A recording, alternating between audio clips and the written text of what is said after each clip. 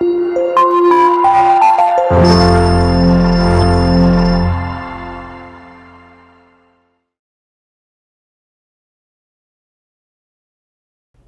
बच्चों, कैसे हैं आप? उम्मीद करती हूँ आप बढ़िया और एकदम मज़े में होंगे। बच्चों, आज हम एक पाठ पढ़ेंगे जिसका नाम है पंच परमेश्वर। जुम्मन शेख और अगलू चौधरी में गहरी मित्रता थी। एक को दूसरे पर अटल विश्वास था। अटल यानी जिसे टाला ना जा सके।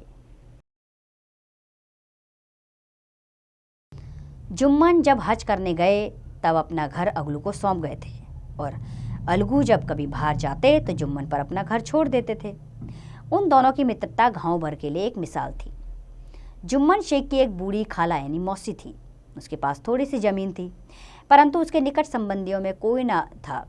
जुम्मन ने लंबे चौड़े वादे करके वह जमीन अपने नाम लिखवा ली थी। जब तक जमीन की रजिस्ट्री ना हुई थी तब तक लाला जान का खूब आदर सत्कार किया गया था, पर रजिस्ट्री की मोहर ने इन खातिरदारियों पर भी मानो मुहर लगा दी। जुम्मन की पत्नी करीमन रोटियों के साथ कड़वी बातों के ताने भी देने लगी। जुम्मन शेख भी निर्दयी हो गए। अब बेचारी खालाजान को अक्सर ऐसी बातें ही सुननी पड़ती थी। बुढ़िया ना जाने कब तक जिएगी। 2-3 बीघे जमीन क्या दे दिया, मानो मोल ले लिया है। बघाई दाल के बिना रोटियां नहीं उतरती। इतना रुपया इसके पेट में झोंक चुके, उतने से तो अब तक गांव मोल ले लेते।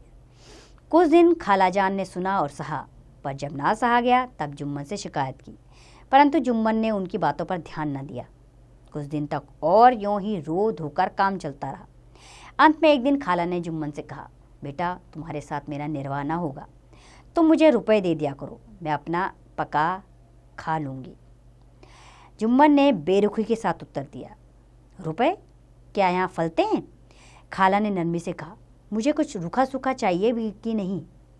जुम्मन ने गंभीर स्वर में जवाब दिया, तो कोई यह थोड़े ही समझा था कि तुम मौत से लड़कर आई हो? खाला बिगड़ गई।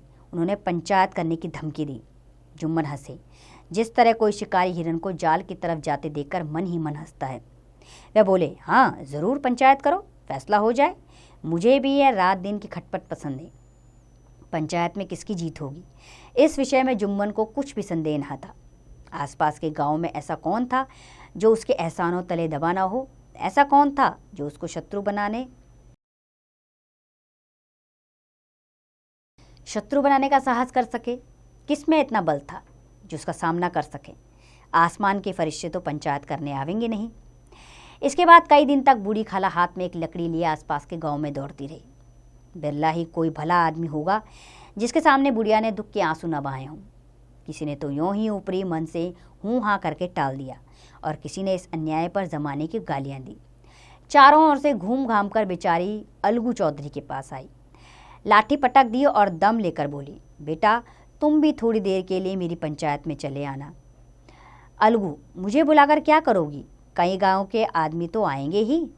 खाला, अपना दुखड़ा तो सबके आगे रुआई, अब आने न आने की मर्जी उनकी है।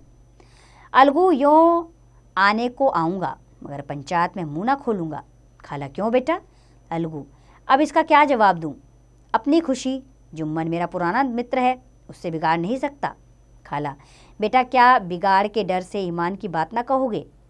अलगू इस सवाल का कोई उत्तर ना दे सका, बस उसके हृदय में ये शब्द गूंज रहे थे।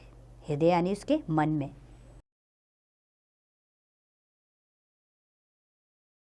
क्या बिगाड़ के डर से ईमान की बात ना कहोगे?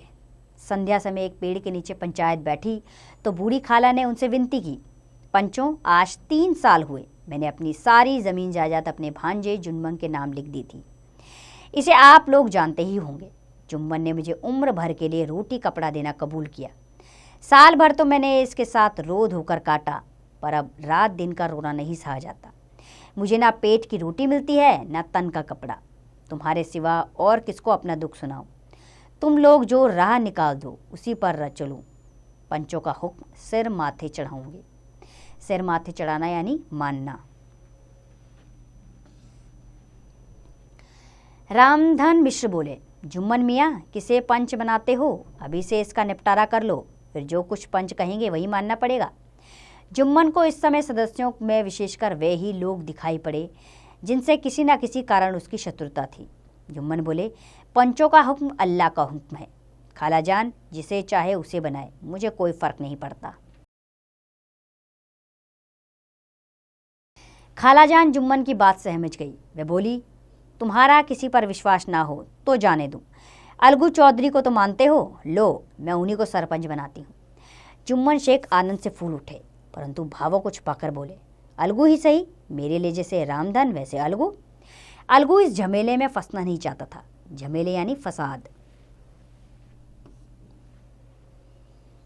बोले, खाला तुम तो जानती हो कि मेरी जुम्मन से गहरी दोस्ती है। खाला ने गंभीर स्वर में कहा, बेटा दोस्ती के लिए कोई अपना ईमान नहीं बेचता। पंच के दिल में खुदा बसता है।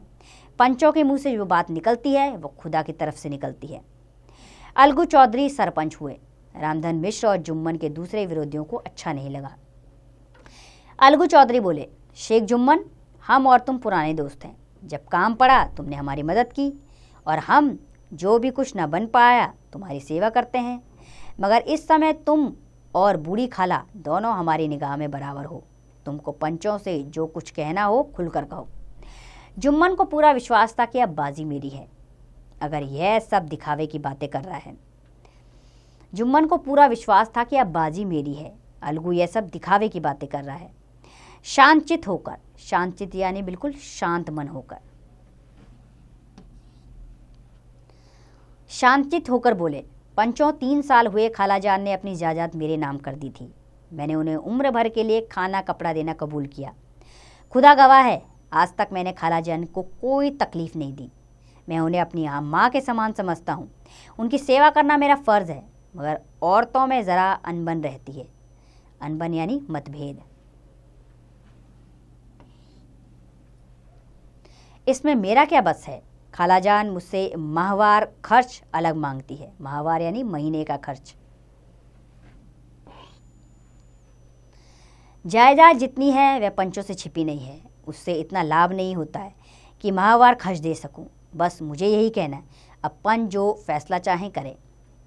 अलगू चौधरी को हमेशा कचहरी से काम पड़ता था, अतः वह पूरा कानूनी आदमी था। उसने जुम्मन से जिरह शुरू की। जुम्मन चकित था कि अलगू को क्या हो गया। अभी अलगू मेरे साथ बैठा हुआ कैसी कैसी बातें कर रहा था। इतनी ही देर में ऐसी क्या कायाकल्प हो गई। क्या इतने दिनों की दोस्ती कुछ भी काम ना आएगी।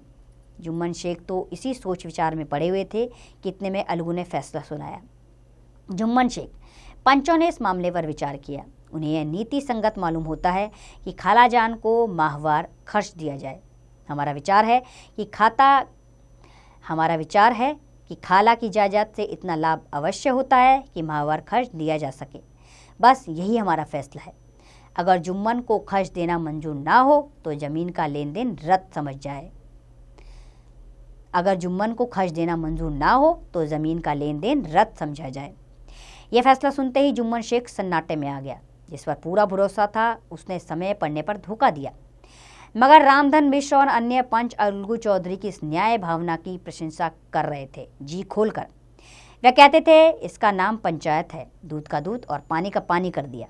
दोस्ती दोस्ती की जगह है, किंतु धर्म का पालन करना मुख्य है। इस फैसले ने अलगू और जुम्मन की दोस्ती की जड़ हिला दी। अब वे साथ साथ बातें करते नहीं दिखाई देते। इस घटना के कुछ समय बाद जुम्मन को भी बदला लेने का अवसर जल्दी ही मिल गया। पिछले साल अलगू चौधरी बैलों की एक बहुत अच्छी जोड़ी खरीद कर लाए थे। 1 महीने के बाद इस जोड़ी का एक बैल मर गया।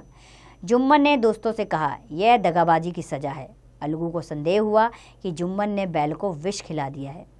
चौधराइन और जुम्मन की पत्नी करीमन में इस विषय पर एक दिन खूब वाद विवाद हुआ, लेकिन दोनों ने अपनी पत्नियों को डांट डपट कर समझा दिया।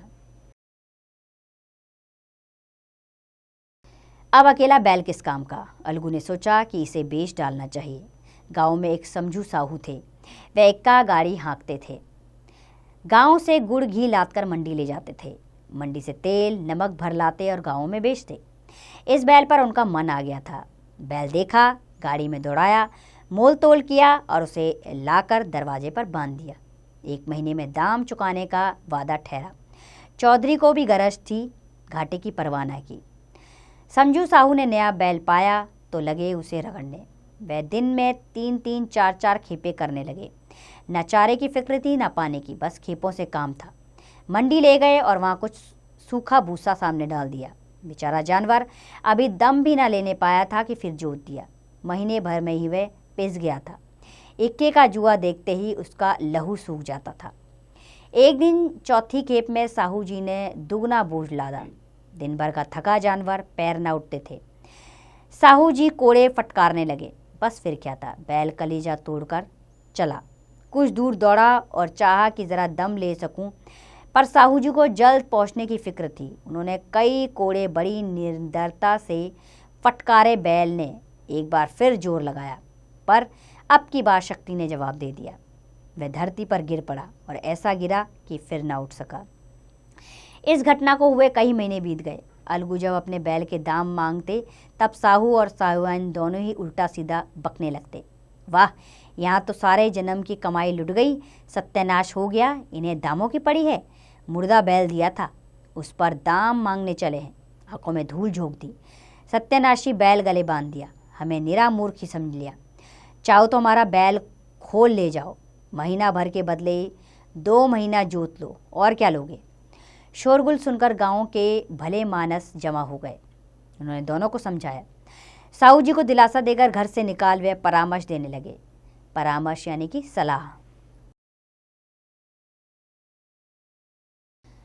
परामर्श देने लगे कि इस तरह से काम न चलेगा, पंचायत कर लो, जो कुछ तय हो जाए उसे स्वीकार कर लो।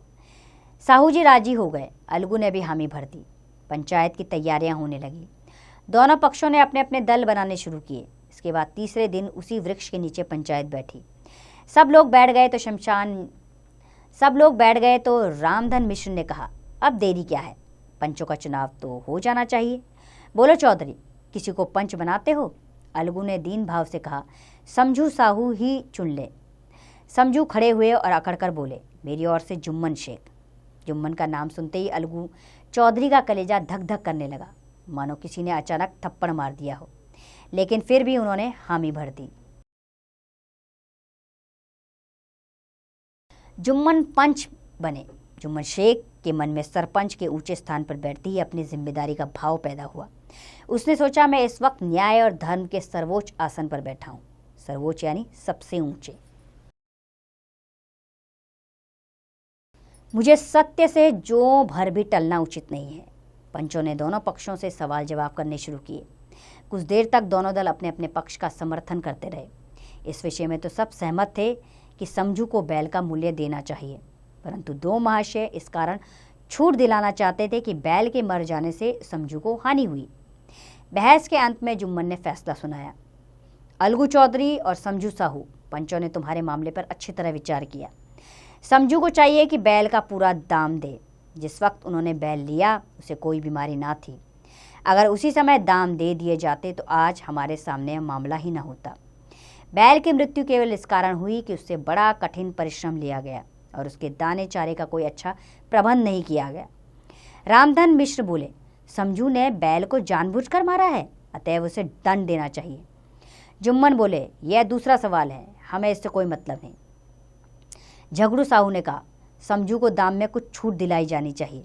जुम्मन बोले, यह अलगू चौधरी की इच्छा पर निर्भर है। अलगू चौधरी फूले ना समाये, उठ खड़े हुए और जोर से बोले, पंच परमेश्वर की जय। इसके साथ ही चारों ओर से आवाज हुई, पंच परमेश्वर की जय। प्रत्येक मनुष्य जुम्मन की नीति को सराहता था। इसे कहते हैं न्याय। यह मनुष्य का काम नहीं, पंच में परमेश्वर वास करते हैं। थोड़ी देर बाद जुम्मन अलगू के पास आए और उनके गले लिपट कर बोले, भैया, जब से तुमने मेरी पंचायत की तब से मैं तुम्हारा प्राणघातक शत्रु बन गया, पर आज मुझे ज्ञात हुआ कि पंच पर के पद पर बैठकर न कोई किसी का दोस्त होता है न दुश्मन। न्याय के सिवा उसे कुछ और नहीं सूझता। आज मुझे विश्वास हो गया कि पंच की जबान से खुदा बोलता है। यह सुनकर अलगू रोने लगे। आंसुओं से दोनों के दिनों का मैल धुल गया। मित्रता की मुरझाई हुई लता फिर हरी हो गई। तो ये पाठ लिखा था प्रेमचंद जी ने, और इस पाठ से हमें यह मौलिक ज्ञान मिलता है कि सच्ची मित्रता की भावना का विकास एवं बड़ों के प्रति आदर सम्मान की भावना जागृत करना, अर्थात हमारे मन में सच्ची मित्रता होनी चाहिए और अपने से बड़ों के प्रति आदर सम्मान की भावना हमारे अंदर होनी चाहिए। तो उम्मीद करती हूँ बच्चों, आप इस पाठ को अच्छे से जान गए होंगे और इससे मिलने वाली सीख को आप अपने जीवन में अपनाएंगे। अब इसका अभ्यास कार्य आप स्वयं कीजिए।